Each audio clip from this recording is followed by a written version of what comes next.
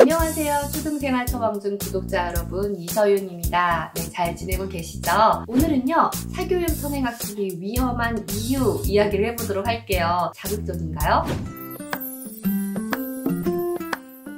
사교육 선행학습이 위험한 이유 많이 있어요. 사교육 선행학습이 좋은 이유도 많이 있습니다. 그러면 사교육 선행학습이 이 좋은 이유만 좀 누리려면 이 위험한 이유를 좀 사라지게 하면 되잖아요. 그쵸? 그 사교육 선행학습의 위험한 이유를 좀 어떻게 하면 사라질까를 이 영상을 끝까지 보시면서 생각을 해보셨으면 좋겠어요. 이 사교육 선행학습의 위험한 가장 큰 이유는요, 착각하게 만든다라는 거예요. 이 아이들이 교실에서 너 몇 학년 거 하냐? 나 수학 5학년 거 하거든? 나 중1 거 하거든? 네, 이런 대화 심심치 않게 들을 수가 있어요. 현재 학년보다 뭐 1년, 2년, 3년 이렇게 앞서서 공부를 하는 친구들이 굉장히 많이 있거든요. 그러면 그 친구들의 위험한 점은 내 실력이 정말 그렇게 앞서 있다라고 착각을 한다라는 거예요. 그래서 이제 수업 시간에 집중을 하지 못하죠. 내 실력은 지금 중학교 1학년인데 초등학교 5학년 거? 6학년 거? 네, 눈에 들어오지 않아요. 그러니까 일단 한번 배웠으니까 교과서를 봐도 선생님 말씀을 들어도 좀 안다라고 착각을 할 수밖에 없습니다. 그래서 실제로 교실에서 수업 시간에 집중을 하는 친구들이 3분의 1이 채 되지 않습니다. 나머지 친구들은 정말 낙서를 하고 있거나 뭐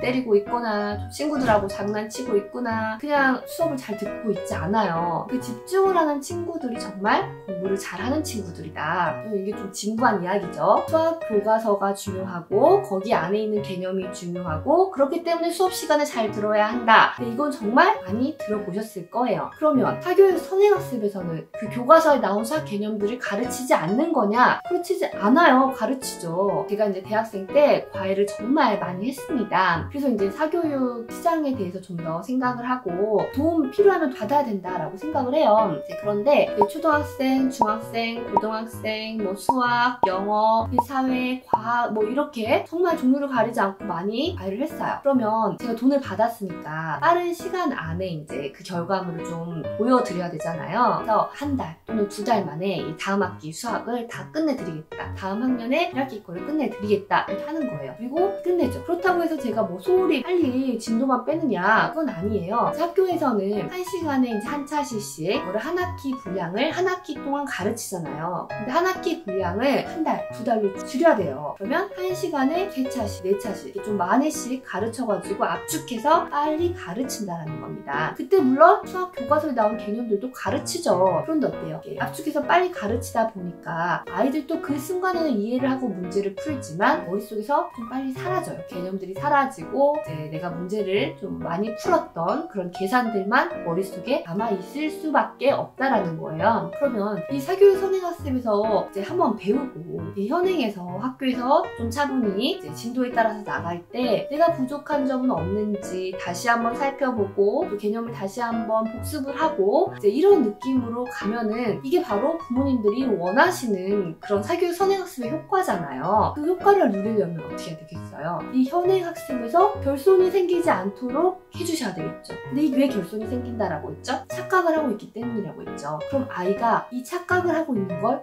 깨주셔야 돼요. 우리 아이가 다 알고 있다라고 생각을 하지만 실제로 알고 있는 게 아니다라는 걸 아이가 알게 해주셔야 된다는 겁니다. 그럼 어떻게 해요? 최소 일주일에 한 번은 아이의 교과서를 보세요. 학교에 놔두고 많이 다니잖아요. 주말에는 좀 가지고 오게 해서 그거 무거우니까 뭐 다 이렇게 들고 싸매고 다닐 수는 없지만 이제 주요 과목이라도 수학이랑 수학 익힘책 가지고 와서 봅니다. 그리고 이 교과서에 아이들이 이제 얼마나 집중을 해서 수업에 적극적으로 참여를 했는지 좀 보면서 더 알 수 있고요. 제가 항상 드리는 말씀인데 우리 아이의 수학 실력은 수학 익힘책만 봐도 알 수 있다. 그 수학 익힘책을 다 맞는 아이들이 많지 않아요. 꼭 어려운 문제 한두 문제가 들어있다라고 말씀을 드렸어요. 근데 수학 익힘책은요, 그 단원에서 정말 대표적인 문제만 가지고 와가지고 만든 거잖아요. 그럼 그 정도가 다 맞아야 된다라고 목표를 갖고 있어야 된다는 거예요. 그래서 수학 익힘책에서 틀린 건 없는지, 그리고 나서 그 틀린 거에 대한 개념을 정확하게 알고 있는지, 제가 이제 항상 또 강조드리는 메타인지를 기르는 선생님 놀이, 그거를 또 한번 해보시면서 이제 아이가 개념을 말로 설명을 해보고 이런 시간을 가져보고 이 현행의 학습 진도, 학교의 진도를 좀 잘 따라가고 수업 시간에 집중을 할 수 있도록 해주세요. 이렇게 부모님이 좀 아이 교과서에 관심을 갖고 있다는 사실만으로도 아이가 수업 시간에 더 집중을 하게 만들고요. 또 아이가 아까 말씀드렸다시피 착각을 했던 거, 그것들을 좀 깨서 내가 좀 수업 시간에 집중을 해야 되겠다 라고 생각을 하게 만든다라는 겁니다.